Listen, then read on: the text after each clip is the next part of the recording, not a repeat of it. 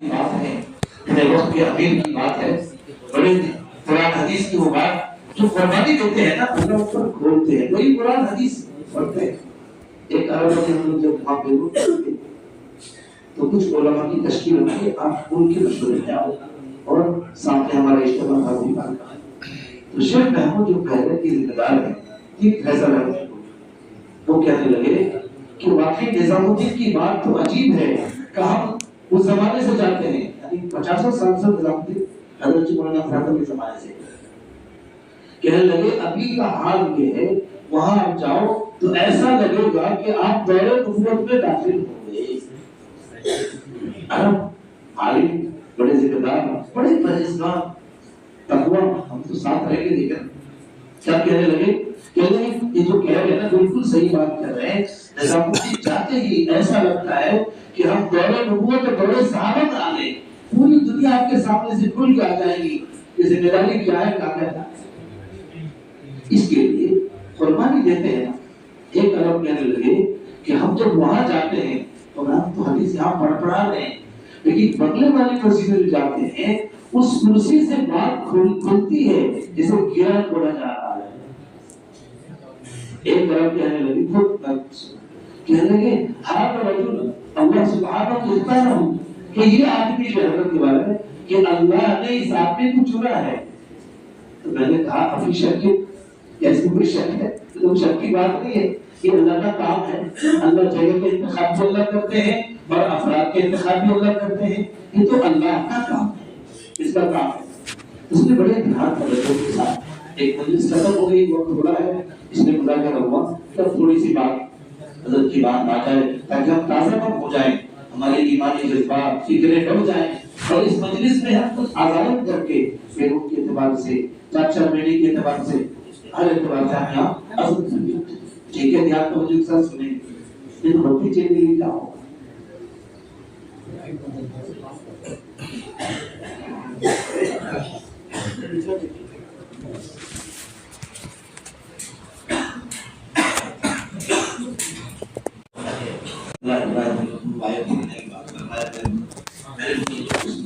آگے بڑھنے کے دو راستے ہیں.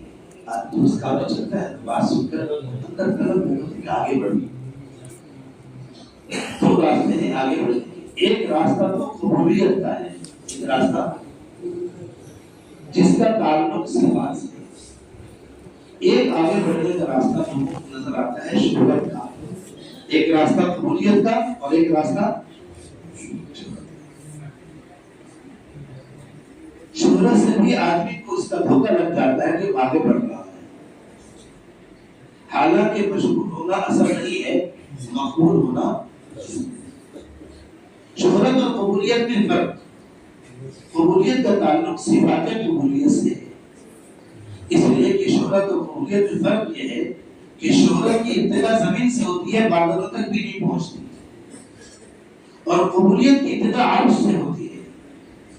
اعلان ہوتا ہے عرش میں حدیث کا خلاصہ ہے فلاں ابن فلاں سے اللہ محبت فرماتے ہیں اے فرشتوں تم بھی اس سے محبت کرو. یہاں تک کہ ہر آسمان پر یہ اعلان ہوتا ہے اور ہر آسمان کے اعلان دوسرے آسمان تک پہنچ جاتا ہے. حدیث میں آتا ہے سبحانہ ذو بالارض قبول القبولیت. پھر زمین میں اللہ کے لیے پہنچے پہلے آسمان سے ہو کر پھر زمین والے بھی سے محبت پھر ان کے لیے قبولیت زمین پر اتاری جاتی ہے. اللہ رب العزت اپنی ہر مخلوق کا جو عبادت کے لیے بنائی گئی ہے اللہ تعالیٰ اس کا امتحان لیتے ہیں.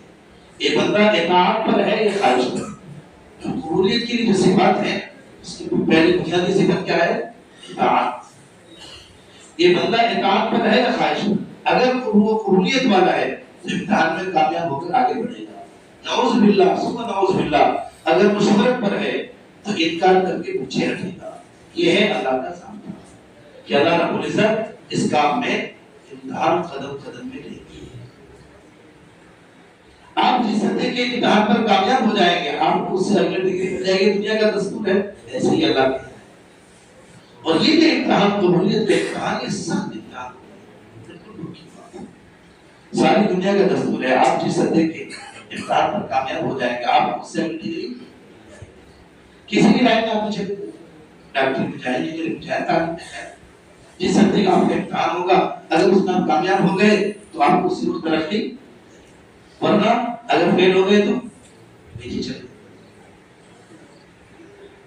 اللہ رب العزت احکام لا کر جانچنا چاہتے ہیں، دیکھتے ہیں اب تک کی عبادت سے، اب تک کی اطاعت سے اس کے اندر توازن پیدا ہو یا کیوں؟ یہ بہت آسان ہے کہ اگر حال کے، اس کو سمجھنا بہت آسان ہے، اگر حال کے امر کا انکار کر دے جس وقت میں جو ہو تکبر پیدا ہو، اگر حال کے امر کو پورا کر دے تو توازن ہے۔ حدیث میں علیہ رحمہ اللہ کہ جو آدمی اللہ کے لیے توازن اختیار کرتا ہے اس کو بلندی عطا ہے، جو اس امتحان میں توازن اختیار کر کے حکم کو قبول کر لے تو وہ اللہ کے ہاں آگے بڑھ جاتا ہے۔ ذرا میں عرض کروں، اللہ رب العزت حال کا امر لاتے ہیں اور وہ حال کا امر وہ انسان کی حیثیت اور حالات کے اتنا خلاف ہوتا ہے کہ اگر وہ حالات کے مطابق اور آدمی کے مزاج احکام کے مزاج کے مطابق ہے تو کوئی امتحان کے دونوں برابر ہے، تو امتحان کا ہے، حکم الگ ہے مزاج الگ ہے، اس کا مطالبہ کرنا کہ ہمیں وہ کہا جائے جو ہم چاہتے ہیں، ہم کو حکم دے جو ہم چاہتے ہیں، یہ سراسر خواہش ہے، اس کا دین سے کوئی تعلق نہیں ہے، کیونکہ اللہ کا یہ نظام ہے۔ ہم حال کا امر ایسا لائیں گے جس میں جانچ ہوگی اس بات کی اس کے اندر توازن پیدا ہو رہی ہے یا اس عبادت سے فخر کیوں پیدا ہو رہا ہے، ہم اس کے امتحان دوں گے۔ قرآن نے صاف کہا، کیا یہ خیال کر لیا ہے کہ وہ آمنہ کہنے پر چھوڑ دیے جائیں گے، ان کا ایمان قبول کر لیا جائے گا؟ نہیں نہیں، ایسا نہیں، ہم آزمائے بغیر نہیں چھوڑیں۔ جو بھی آمنہ کہے گا، ملائکہ یعنی فرشتوں سے لے کر عام انسانوں تک جو بھی آمنہ کہے گا ہم اس کا امتحان لیں گے، اور ہمارا امتحان اتنا سخت ہوگا کہ اس امتحان سے فیصلہ ہوگا کہ اب تک کی عبادت کے اندر توازن پیدا ہو رہی ہے کہ نہیں پیدا ہو رہا ہے، اسی سے آگے بڑھنے کا پیچھے ہٹنے کا فیصلہ ہوگا۔ آمنہ کیا یہ کہ ایمان لائے ہم اللہ پر، ایمان لائے ایمان لائے اللہ کہتے ہیں لا الہ الا اللہ محمد رسول اللہ پڑھ لیا چھوڑ دیں گے، ایسا نہیں ہے۔ اب ہم کسوٹی میں کسیں گے، ہمیں شکایت ہوتی ہے کہ ہمیں پیچھے کیا جا رہا ہے، ہمیں بہت اہم بات درج کر رہا ہوں، اپنی ذات سے دیکھیے اور آپ اس لیے کہ مخلوق میں شہرت حاصل کر کے خالق کیا بلندی مل جائے، ایسا ممکن؟ سب سے اہم سوال یہ ہے میرے رب کے ساتھ خلوت کیسی ہے، تنہائی، میرا رب کے ساتھ میرے رب کے ساتھ میری تنہائی کیسی ہے، یہ بنیادی چیز ہے۔ اگر میرے رب کے ساتھ خلوت اچھی ہے تو ممکن ہی نہیں کہ ان کے مخلوق کے درمیان کے تعلقات بگڑے۔ حدیث میں من اسلام بین الناس اسلام اللہ من اسلام بین الناس، کہ جس نے اپنے اور رب کے درمیان تعلق کو اچھا کر دیا، اللہ اس کا اپنے بندوں کے درمیان کے تعلق کو اچھا کر دیا۔ لیکن پہلے ہر شخص کی اللہ تبارک تعالیٰ کی ذات آتی کے ساتھ خلوت بگڑتی ہے، پھر اس کی مخلوق کے ساتھ جلوت بگڑتی ہے، یعنی پہلے آدمی کا تعلق اللہ سے بگڑتا ہے، میرا آدمی کا لوگوں کے درمیان سے تعلق۔ اس لیے حضور صلی اللہ علیہ وسلم کی دعا ہے اللہم اجعل سریرتی خیر من ارادتی واجعل علانیتی صالحہ، کہ اللہ جنت کی زندگی کا بہتر ہونا اللہ کے ساتھ خلوت کی بہتر ہونے کا موقف ہے، اس لیے اللہ میرے ظاہر اور باطن کو بنا دیجیے، میرے تنہائی کی بنا دیجیے اور میرے خلوت کی۔ آپ کی اللہ کے ساتھ خلوت کیسی ہو، یہ سوال پہلا ہے کہ آپ کے اللہ کے ساتھ خلوت کیسا ہے۔ میں صاف عرض کرتا ہوں، مسلمان کو مسلمان سے نفرت جب ہوتی ہے جب ان کی خلوت اللہ کے ساتھ بگڑ جاتی ہے، یہ اصولی بات ہے۔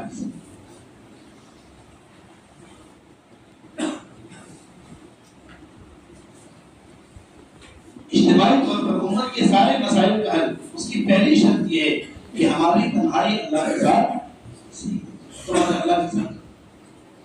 ایمان اور نفاق یہ جمع اس میں نہیں ہو سکتے کہ منافقین کی خلوت ان کی تنہائیاں کفار کے ساتھ ہوتی تھی جو پہلے صفحے کے اندر پہلے بارے میں نے سیکھی، اور ان کی جلوت یعنی ان کی تنہائیاں تو منافقین کے ساتھ اور ان کا مجمع میں ایمان والوں کے ساتھ۔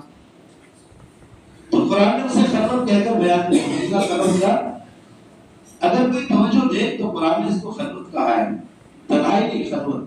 خلوت کہتے ہیں، یہ خلوت کہتے ہیں خلت کو، خلت کہتے ہیں دوستی کو۔ قرآن نے لفظ استعمال کیا قالوا انا معکم، اور ان کی جنت ایمان والوں کے ساتھ، اور وہ اس لیے بگڑتی ہے کہ ان کی خلوت دوستی جو شیاطین کفار کے ساتھ ہے، اس وجہ سے ان کے ساتھ دوستی کی ہے۔ تو یہاں آ کر مجھے عرض کرنا ہے، اللہ کا ایک دستور ہے، وہ امتحان کے بغیر کسی کو نشانہ ہوئی وہ بات بھولنا نہیں ہے۔ امتحان ہی ہوگا۔ اب تک یہ جو ہے جو امر آیا ہے، یہ اللہ کا ایک امر لا کر دیکھیں گے کیا کرنا ہے۔ اب تک کی عبادت سے اطاعت کتنی ہے، اگلے امر کو پورا کرنے کی استطاعت، اگلے حکم کو پورا کرنے کی استطاعت پیدا ہوئی یا نہیں۔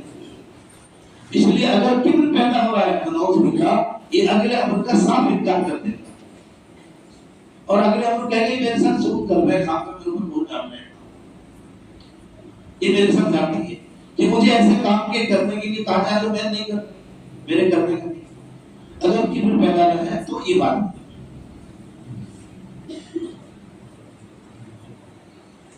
تو یہ غور کرے گا کہ یہ جو امر پیش آ رہا ہے یہ میرے حیثیت کے خلاف ہے یا میرے حیثیت کے مطابق۔ اگر اندر کیوں ہے، ایک تو یوں کیا کہے گا کہ میرے ساتھ ظلم کر رہے ہیں، خام کا میرے اوپر بول رہے ہیں۔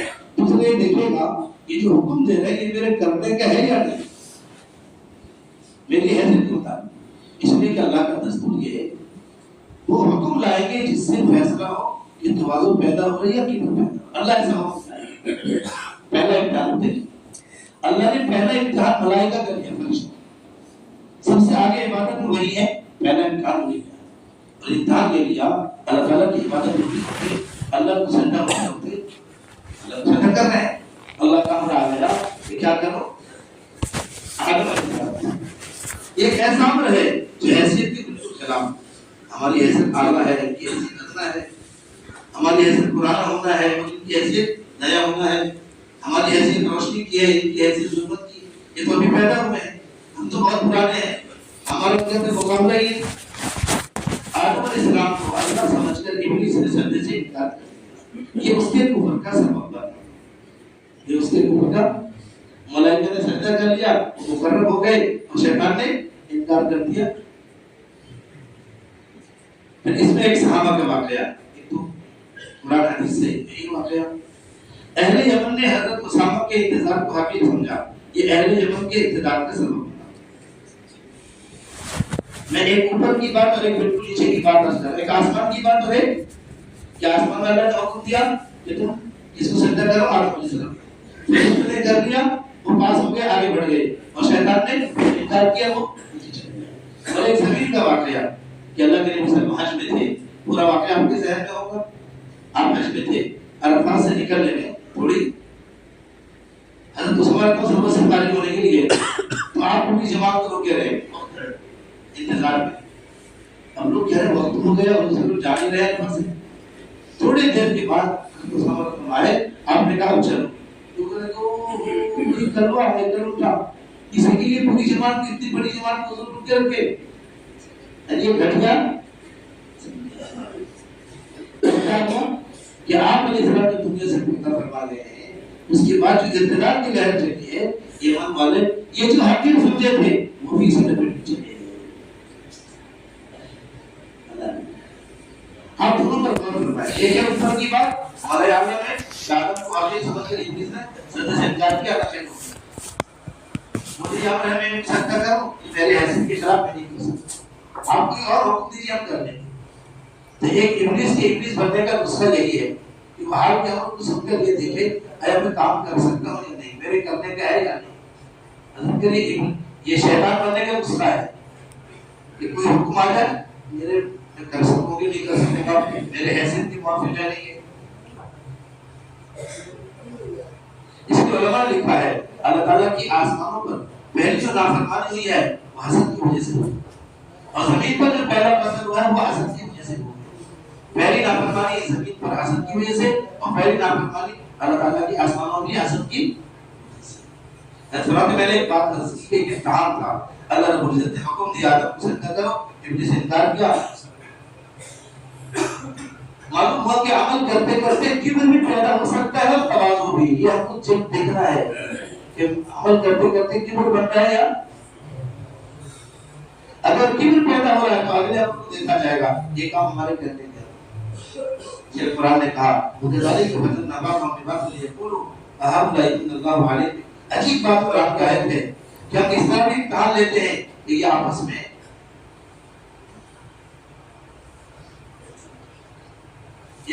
ایک دوسرے سے اس بات پر حسد رکھتے ہیں جو کہتے ہیں ہمارے ہوتے ہوئے یہ خیر ان کے حصے میں کیوں آیا. اللہ فرما رہا ہے علیہ السلام بیان شاہد. اللہ نہیں جانتے کہ اللہ کے بندوں میں کون اللہ کی نعمت کا فیضان ہے. اللہ اس کو اس طرح میں نے ایک بات شروع میں عرض کی تھی. اللہ کی ذات کے ساتھ جو خلق کا تعلق ہے وہ ایسے راستے سے قبولیت کو لاتا ہے کہ ان کے معاصرین ان کے ساتھ جو ان کے ساتھ رہنے والے کہتے ہیں نا ہم زمانہ اس میں معاصرین اور ان کے زمانے کے لوگ حیران رہ جاتے ہیں کہ ان کو اللہ نے کیا مدد دیا. اس کے صحابہ کرام کا مزاج ملتا ہے. اگر انہوں نے یہ دیکھا کہ میدان میں کوئی آگے آ رہا ہے تو وہ آگے بڑھنے والوں کے معاون ہوتے تھے. اس کا کام نہیں کہتے ارے آگے بڑھ گیا وہ مدد کرتا.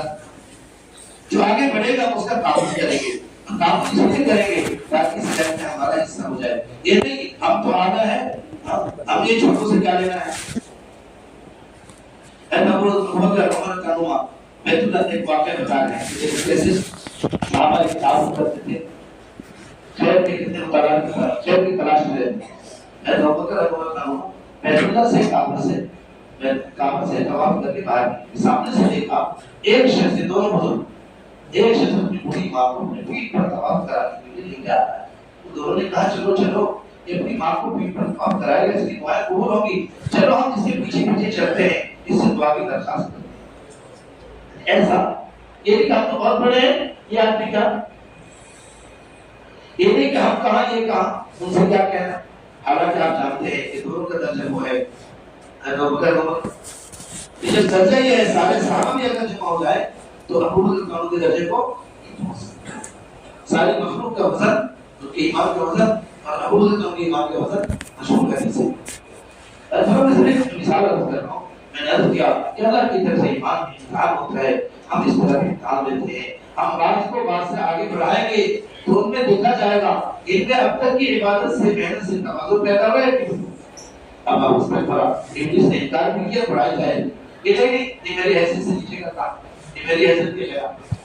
میں یہاں کہتا ہوں حکم آیا اللہ کا ملائکہ کے افراد کے لیے اس قسم کامیاب ہوئے اس لیے کہ ترقی حال کے امر کو پورا کرنے کے لیے اور حال کا امر حیثیت کے خلاف بھی آئے گا. حیثیت کے جیسا ہے. یہ پہلا امتحان.